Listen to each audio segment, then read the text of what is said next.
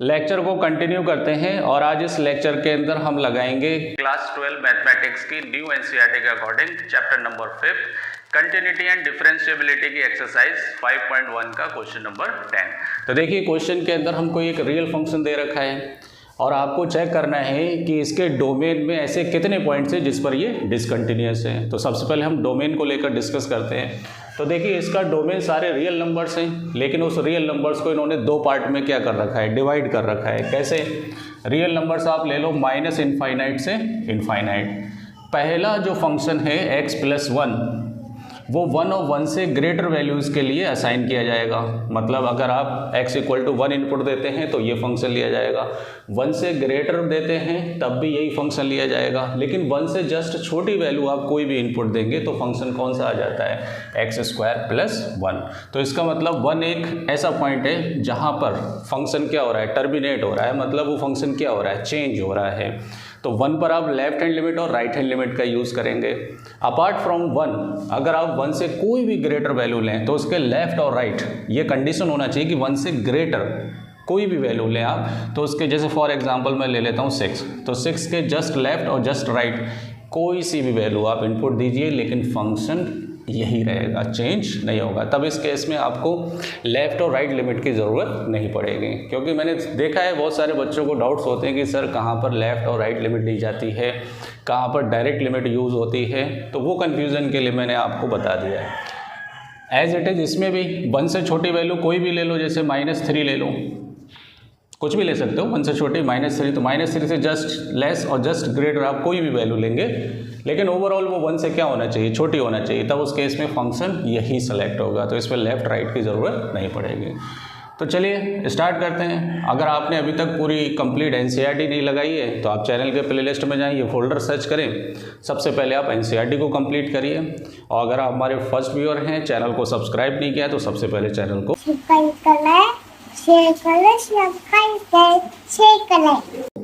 Let's start. देखिए अब इतने सारे पॉइंट्स पर हमें चेक करना है कि कौन कौन से ऐसे पॉइंट्स हैं जिस पर ये डिसकंटिन्यूअस है। तो इसके लिए हम क्या करेंगे, केस बना लेते हैं, क्योंकि इतने सारे पॉइंट्स के लिए Case 1. चीज़ों को थोड़ा सा सिस्टमेटिक वे में समझाना ज़्यादा अच्छा है। तो पहला केस देखिए, केस 1।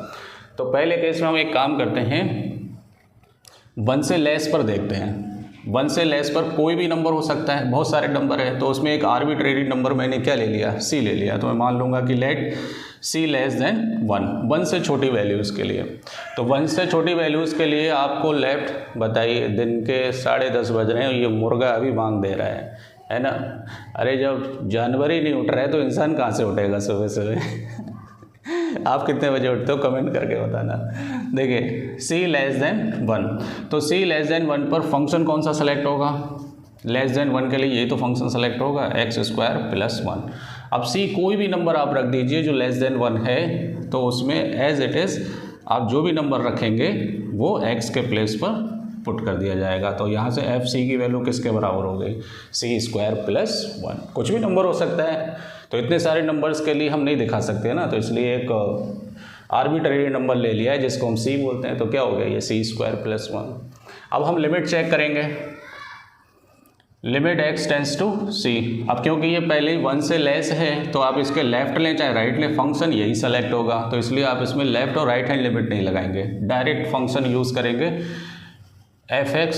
और वो कौन सा यूज़ होगा, limit x tends to c <1 के लिए x² + 1। लिमिट लगा दीजिए, कितना हो गया, c² + 1। तो देखिए इस केस में फंक्शन की वैल्यू c पर और लिमिट c पर दोनों सेम आ रही हैं। कितनी आ रही है, c² + 1, अगर x क्या है, 1 है। तो यहाँ पर एक लाइन लिखेंगे कि the given function is continuous at all points <1। 1 से सभी छोटे पॉइंट्स पर ये फंक्शन क्या है, कंटिन्यूअस है। तो अभी हमें यहाँ से लेकर यहाँ तक कोई भी ऐसा पॉइंट नहीं मिला जिस पर ये फंक्शन डिसकंटिन्यूअस होगा। आगे बढ़ते हैं, सेकंड केस देखते हैं। ठेणे सेकेंड केस में Case 2. हम पर्टिकुलर पॉइंट 1 पर चेक करेंगे। तो मैंने मान लिया लेट x = कितना, 1। अब c नहीं लेंगे, c तो कुछ भी नंबर हो सकता है, ये तो फिक्स है ना, तो x = 1 ले लिया आपने। तो यहाँ पर हम लिमिट चेक करेंगे, पहले लेफ्ट हैंड लिमिट, क्योंकि 1 पर जस्ट थोड़ी वैल्यू कम रखने से, थोड़ी वैल्यू ज़्यादा रखने से फंक्शन क्या हो रहा है, चेंज हो रहा है। तो इसलिए लेफ़्ट और राइट हैंड लिमिट ये चेक करना पड़ेंगे, ये कोइंसाइड कर रही हैं या नहीं कर रही हैं। तो लेफ़्ट के लिए क्या आएगा, एक्स स्क्वायर प्लस 1 लगा दीजिए लिमिट, 1 प्लस 1 का स्क्वायर 1, 1 प्लस 1 इक्वल टू कितना आ गया, 2 आ गया। राइट हैंड लिमिट चेक करेंगे, x टेंस टू 1 प्लस, तो कौन सा फंक्शन आएगा, x प्लस 1, तो 1 प्लस 1 इक्वल टू 2। तो लिमिट तो इसमें एग्जिस्ट कर रही है, तो लिख लेंगे यहाँ पर therefore left hand limit equal to right hand limit. आप ऐसे भी लिख सकते हैं, देयरफॉर लिमिट एग्जिस्ट या लिमिट कोइंसाइड। अब हमें फंक्शन की वैल्यू भी चेक करना पड़ेगी। तो एफ एक्स इक्वल टू 1 पर फंक्शन कौन सा सेलेक्ट होगा, x plus 1 at x equal to 1 पर। तो 1 पर आप क्या करेंगे, वैल्यू निकाल लेंगे। तो 1 प्लस 1 इक्वल टू कितना हो गया, 2। तो फंक्शन की वैल्यू और लिमिट दोनों चीज़ें क्या आ रही हैं, सेम आ रही हैं। So therefore f of 1 limit x tends to 1 minus of f x equal to limit x tends to 1 plus of f x. ये सभी आपस में क्या हैं, इक्वल हैं। So therefore we can say that given function is continuous at 1। तो 1 पर ये क्या है, कंटिन्यूस है। अब देखिए यहाँ से लेकर 1 तक कोई भी ऐसा पॉइंट्स नहीं मिला है जिस पर ये क्या हो, डिसकंटिन्यूस हो, सभी पर क्या है, ये कंटिन्यूस है। अब देखिए होता क्या है, जैसे मैंने और भी बहुत सारे बोर्ड्स पढ़ाए हैं, महाराष्ट्र बोर्ड हो गया, बहुत सारे बोर्ड्स के अंदर क्या है कि वो नंबर्स जो किसी पर्टिकुलर नंबर से लेस हैं या क्या है, ग्रेटर है, उन पर तो देखिए ये हमेशा कंटिन्यूस ही होता है, क्योंकि यही फंक्शन लिमिट में यूज़ होता है, यही फंक्शन की वैल्यू में यूज़ होता है। तो ऐसे बोर्ड्स में इस चीज़ को लिखवाया नहीं जाता है। लेकिन सीबीएसई बोर्ड में एनसीईआरटी के अंदर ये चीज़ बोला गया है कि आपको शो करना पड़ेगा। हालांकि आप जैसे ये लिया आपने लेस देन 1, तो इसमें कोई सा भी पॉइंट ले लो, लिमिट के लिए भी ये यूज़ होगा, वैल्यू के लिए भी ये यूज़ होगा, तो डेफिनेटली ये क्या होगा, कंटिन्यूस होगा।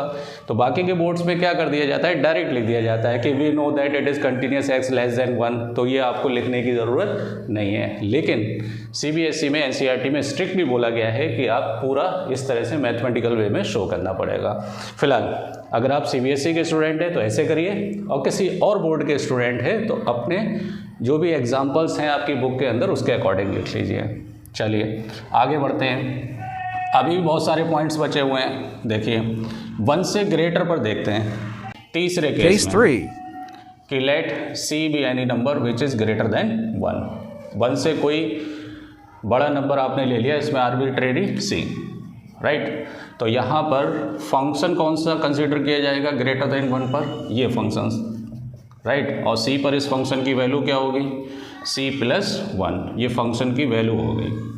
अब हम फंक्शन की लिमिट निकालेंगे, इसमें लेफ़्ट और राइट नहीं निकालेंगे, क्योंकि लेफ़्ट लो चाहे राइट लो फंक्शन यही सेलेक्ट होगा। तो जब फंक्शन सेम है, इनपुट सेम है, तो जाहिर सी बात है दोनों वैल्यू सेम आएंगी, तो कंटिन्यूस ही होगा ये। अब हम फंक्शन की लिमिट निकालेंगे, तो लिमिट देखिए, लिमिट के लिए आप चाहे लेफ़्ट लिमिट लें चाहे राइट लें, फंक्शन यही सेलेक्ट होगा। तो क्या लिखेंगे, limit x tends to c of f x if c greater than 1, c जो है 1 से क्या है, ग्रेटर है। तो बताइए कौन सा फंक्शन सेलेक्ट होगा, फंक्शन सेलेक्ट होगा ग्रेटर देन 1 पर x प्लस 1। तो लिमिट लगा दीजिए, कितना हो गया, c प्लस 1। तो दोनों वैल्यूज़ आपस में क्या आ रही है, इक्वल आ रही है। So therefore f of c equal to limit x tends to c of f x equal to c plus 1 at c greater than 1। तो क्या लिखेंगे, therefore the given function is continuous at all the points greater than 1, ये लिख लेंगे। अब हमने ये check कर लिया कि माइनस इनफाइनाइट से इनफाइनाइट तक कोई भी ऐसा पॉइंट नहीं है जिस पर ये डिसकंटिन्यूस हो। तो फाइनल आंसर हमें क्या लिखना है, there is no point of discontinuity in the domain of the given function. तो वीडियो अगर पसंद आया हो तो चैनल को सब्सक्राइब करें, लाइक करें, बेल आइकन को दबाएं आगे के नोटिफिकेशन के लिए।